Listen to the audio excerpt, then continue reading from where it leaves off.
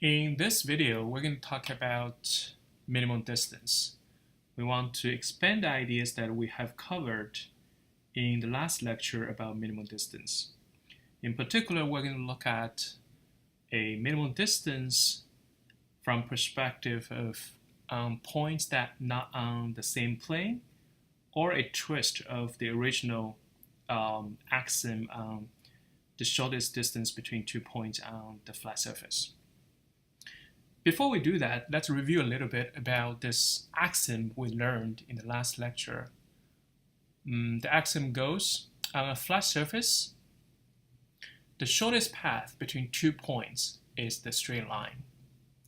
So if I give 2 points, A and B, and if they are on the same flat surface, for example on this paper, then the shortest path is going to be the straight line.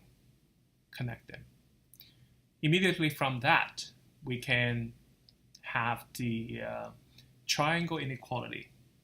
Because if you have a triangle, let's call the triangle ABC, another point C here. So AB is a path, which we know is the shortest path, and AC to CB, this is another path from A to B, right? And by knowing that AB is the shortest path, we can immediately say that AC plus CB is going to be bigger than AB.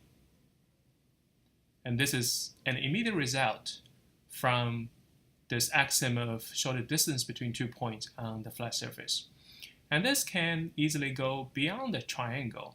Let's say you have a quadrilateral, ACDB. ACDB.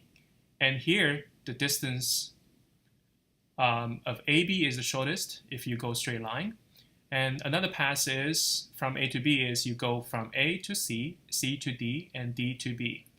And intuitively, we know that this is going to be longer than AB. So which means that AC plus CD plus DB is going to be bigger than AB. And this is actually necessary and sufficient condition to have a polygon or a quadrilateral or a triangle to be able to make such a polygon. So for example, again, go back to the triangle, AC plus CB plus AB is a necessary and sufficient condition for the 3 sides to make a triangle. So that's the axiom. We talk about the shortest distance or shortest path between 2 points on a flat surface. Now this is a key when we're on a flat surface.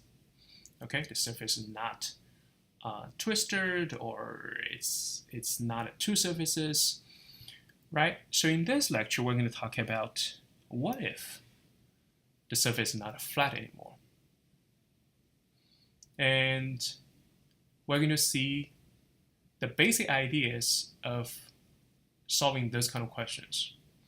And often, as usual, when we're solving a new problem, we want to bring the new problem into something that we know, we're familiar with. And that is to say, for a non-flat surface, let's say the surface is actually 2 surfaces, we want to bring to a flat surface. Okay, enough of that. Let's look at a particular problem. So problem, there is a cubic box with side length 2 meters. An ant wants to walk from one corner to the opposite corner on the surface of the box. Question, what is the shortest distance the ant can walk? So first, let's draw this cubic box.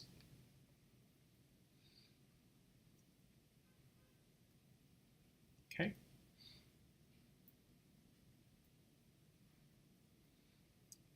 When we draw, we want to understand.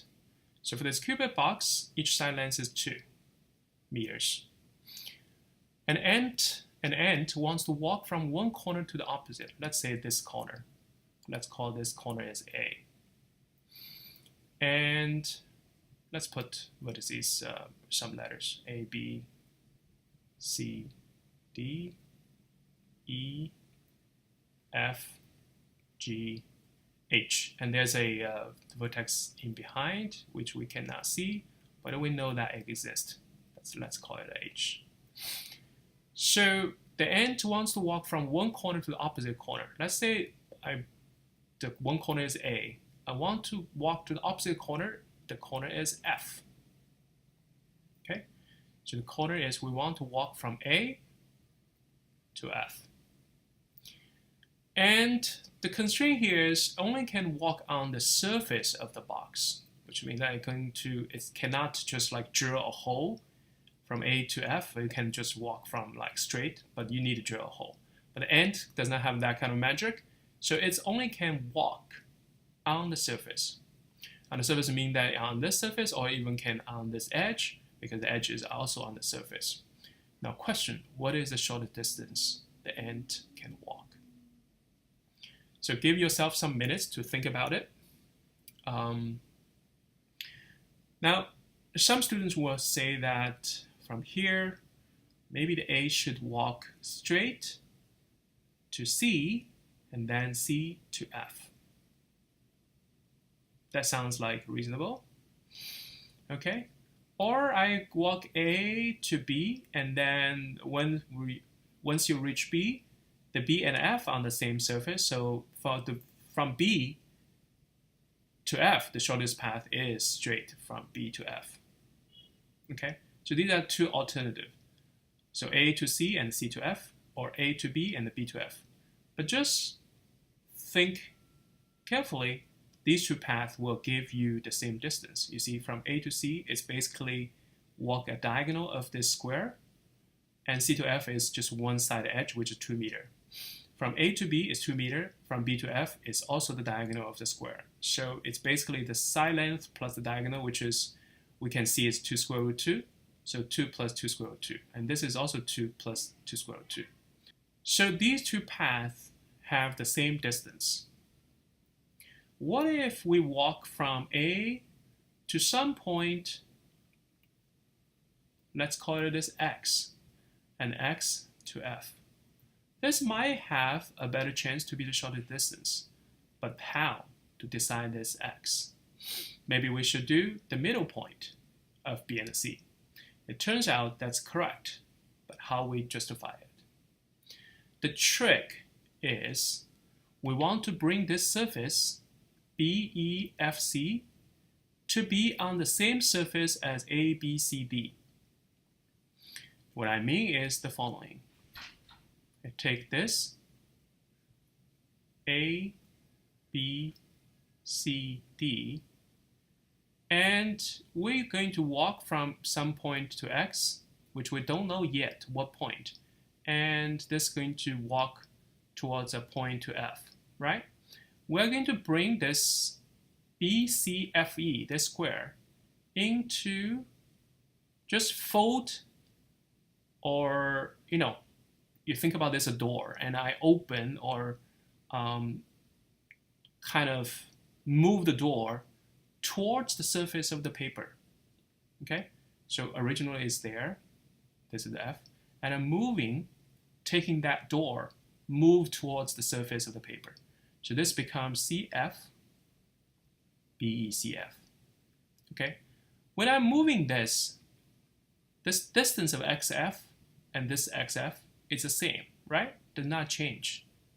So now the question becomes how I'm going to walk from A to this new F. Let me call it F prime and E prime, because I'm actually moving the original E and F to this new E prime F prime by moving this surface BEFC to BE prime F prime C. How I'm going to walk from A to F prime so that the distance, this path has the shortest distance? Well, that problem we know. We're going to just cross straight, connect A and F prime directly. Okay? And this is going to be the shortest distance. And where you're going to cross this point X, will be the point that I need to walk originally towards it. Now first, let's see why this is going to be the middle point, okay? Because once I know going to the straight line, I have basically a rectangle, and I'm connecting the diagonal line. Now, because these are the two squares making this rectangle, and the two squares are the same, so when I cross the diagonal, connect the diagonal, this point will cross the middle point of the middle line, B and C. That's just plainly from symmetry, right? These and this is completely symmetric, so when I'm taking this diagonal, it's going to cross the middle line at the middle point. A different way of saying it is when I have this 2 meter, and this is 1 meter, and this is 1 meter, so for this triangle, it's going to be similar to this big triangle. So this ratio 1 over 2 over 4 is going to be equal to this over this. So this is going to be 1. Okay, just saying that because the triangle ABX is going to be similar to triangle AE prime F prime, that means AB over AE prime is going to be equal BX over BEF prime. So AB over AE prime is 2 over 4. So 2 over 4 equals BX over E prime F prime, which is 2. So BX over 2. So means BX equals 1. All right, so we're going to walk towards the middle point. Now, the question is, what is the actual short distance between the point A and F prime, which is the distance that the ant walks?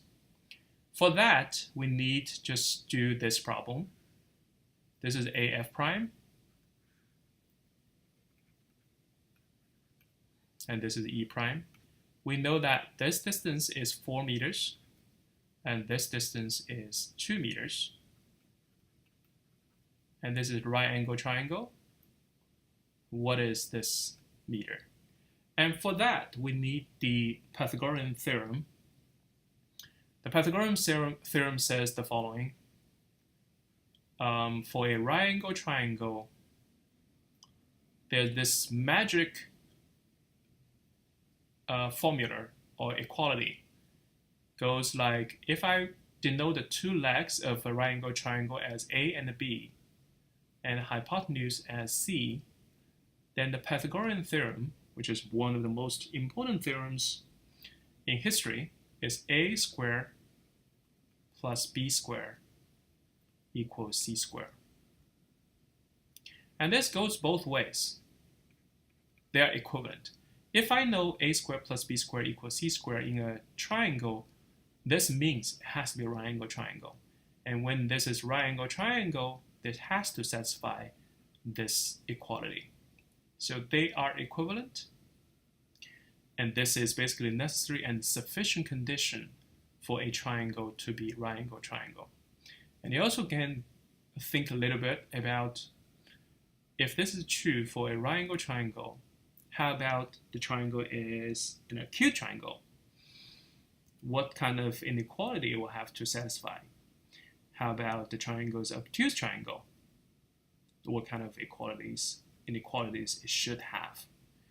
And the trick will be here. It's going to be less than, bigger than, and this will give the ways to categorize of all triangles. When it's less than means that it's going to be an obtuse triangle. When it's bigger, that will be a acute triangle. And this should be actually also compared to our triangle inequality. Remember that A plus B has to be bigger than C. But when you square it, that relationship is not necessarily true. Actually, when you square it, for right angle triangle, it has to satisfy the equality. Okay? That's just a bit of digression. But here, for our purpose, the important thing is the Pythagorean theorem. Knowing the two legs, the length of the two legs, we can get the hypotenuse easily. And that means AF prime square equals 4 square plus 2 square, which equals 20. So AF prime, the length is going to be square root of 20 meters, which is 2 square root 5 meters. All right, and that's for this problem. So here, to recapture, when we try to figure out the shortest path between 2 points not on the same surface, we need to bring down or bring up one surface to the level of the other surface, make a flat surface. We always need to look for that approach. And if you can do that, the problem becomes so easy.